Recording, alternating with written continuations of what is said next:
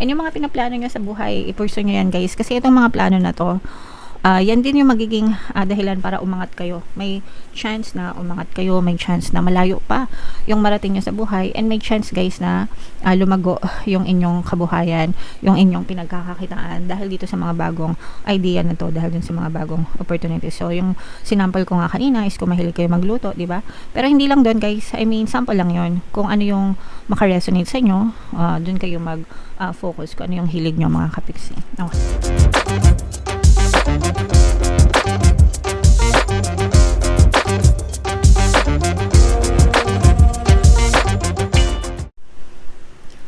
Hello guys, hello Scorpio, welcome back to Pinoy Pixie Tarot. Ang pamagat ng episode natin for tonight is mid-month kapalaran para ngayong February 16 to 31 guys, para sa Scorpio, Sun, Moon, Rising Sign, and Venus. So, unahin natin tong deck na to guys. Ito yung mga angel messages para sa inyo. So, unahin natin yung negative mga kapiksi, no? Sa negative guys, una, mag-ingat kayo sa mga manloloko mga kapiksi, sa mga scammer. Mag-ingat kayo sa mga taong pinagkakatiwalaan nyo sa buhay nyo mga kapiksi, kasi baka mabiktima kayo ng mga panloloko or pang-scam ng ibang tao guys. Okay? So, mag-ingat kayo mga kapiksi. And ito guys, may mga blessings pero may mga balakid sa blessings nyo guys, no? Titingnan natin guys kung makita natin yan dito. Mga kapiksi, babangga natin kung may mga blessings talaga or kung may balakid man. Titingnan natin kung ano yung mga balakid na yun guys. Pero so far, this is the energy of blessings. Sabihin na natin semi-blessings. Semi-blessings guys, okay? Alright, and ito naman mga kapiksi, ibig sabihin nito, unti-unti nang nalalampasan yung mga problemang pinansyal mga kapiksi.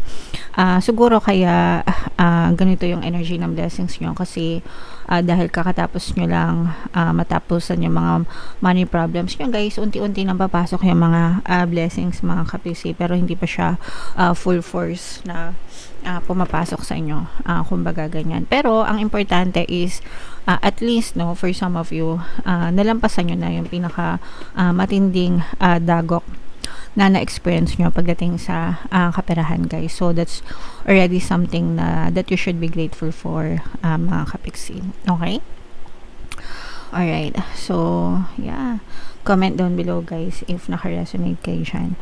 Ito naman, tingnan naman natin or silipin natin yung mga nakaka-impluensya sa love life nyo.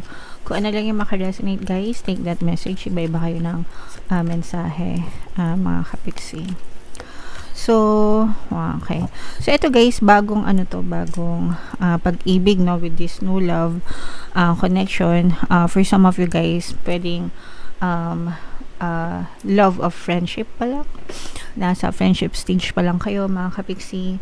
Getting to know stage. Pwedeng nasa situationship na kayo, guys, no? Pero this is more on parang kinikilala pa yung isa't isa. So, mas makaka-resonate dito guys yung mga bago, yung mga nasa new stage pa lang or nasa mga bagong stage pa lang ng relationship mga kapiksi. Dito magre-resonate sa mga oldies na. Sa mga oldies naman guys, ang nakikita natin dito is more on freedom, no? Parang nakakalaya na kayo sa mga toxic na relasyon, abusive na relasyon, abusive na person, toxic na person. So, pwedeng magkaroon ng separation dito guys, or pwede rin na kahit hindi kayo hiwalay, pero ginagalang nyo yung freedom ng isa't isa. So, may kalayaan ka, may kalayaan siya, pero syempre may boundaries mga kapiksi, di ba? Hindi porkit malaya kayo or malaya sila is gagawa na kayo ng mga cheating sa relationship. Di ganun guys. Kailangan nyo still respect your boundaries mga kapiksi. Alright?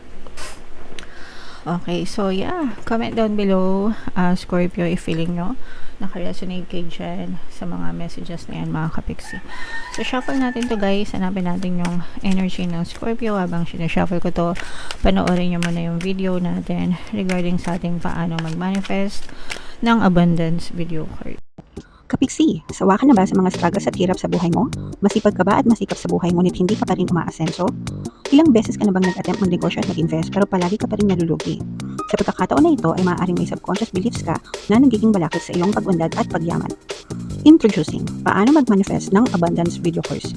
Dito ay matututunan mong ma-overcome ang mga balakid mo para tuluyan ka ng umunlad, umasenso, sumagana, maging matagumpay, successful at maswerte sa iyong kabuhayan, pera, trabaho, negosyo, salapi at kaperahan ng bonggang-bongga. Dali, mag-send na ng email sa pinoypixie@gmail.com at simulan na ang iyong pagyaman ngayon. Alright, so sa lahat ng gusto mag-avail ng course, guys, meron tayong paano mag-manifest ng abundance video course, paano mawala ang third party at magkaroon ng harmonious na relationship, paano pabalikin si extra vice breakup. Sa mga interesado, guys, mag-send lang kayo ng email sa pinoypixie@gmail.com. And sa mga naghahanap ng pampaswerte na lucky charms or bracelet, guys, sa Venturin tsaka sa Twin, may makita kayong mga link, ito guys, sa description box.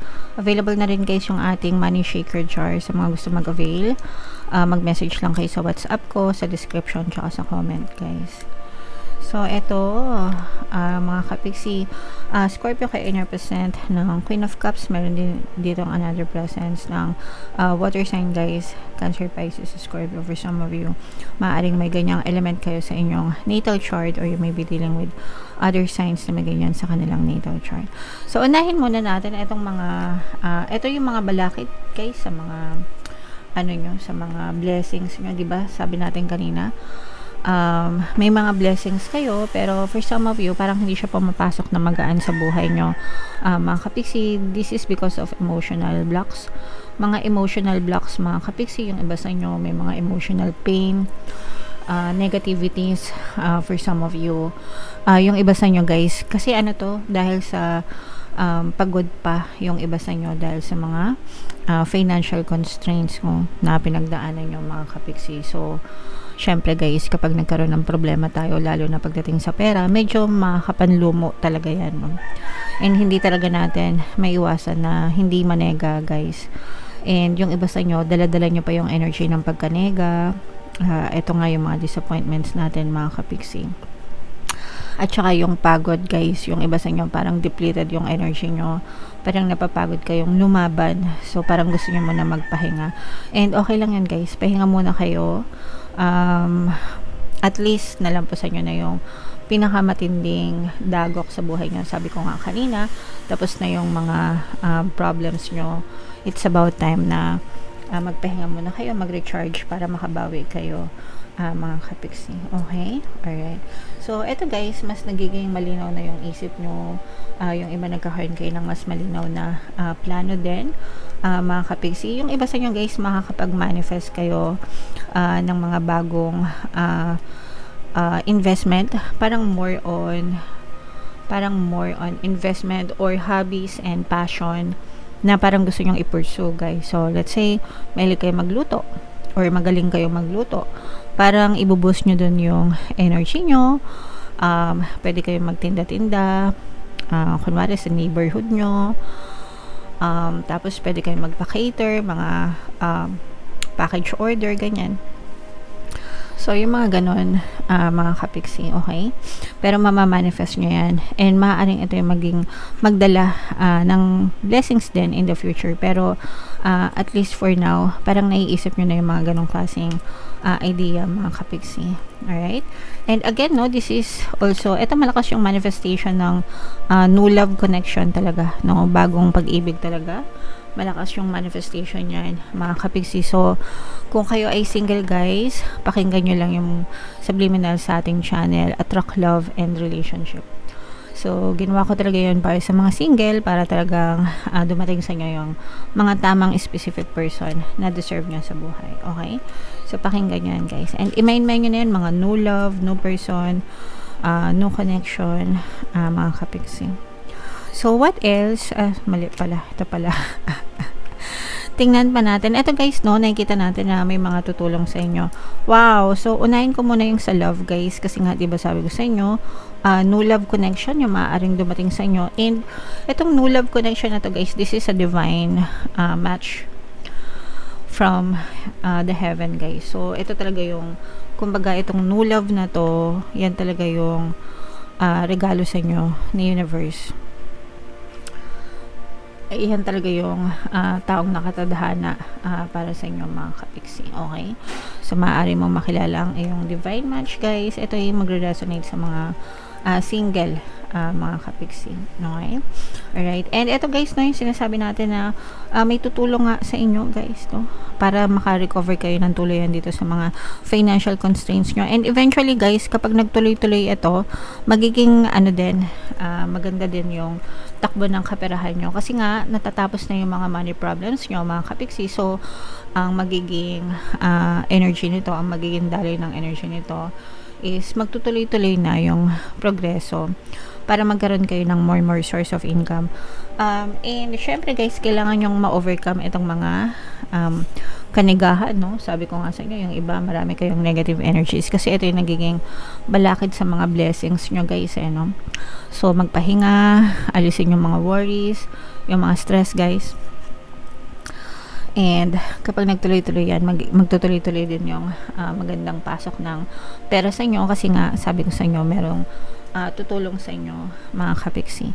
And yung mga pinaplano nyo sa buhay, i-pursue nyo yan guys kasi itong mga plano na to, yan din yung magiging dahilan para umangat kayo. May chance na umangat kayo, may chance na malayo pa yung marating nyo sa buhay, and may chance guys na lumago yung inyong kabuhayan, yung inyong pinagkakakitaan dahil dito sa mga bagong idea na to, dahil dun sa mga bagong opportunities. So, yung sinample ko nga kanina is kung mahilig kayo magluto, di ba? Pero hindi lang doon guys, I mean, sample lang yon. Kung ano yung makaresonate sa inyo, dun kayo focus kung ano yung hilig nyo, mga kapiksi. Okay? Alright. So, yeah.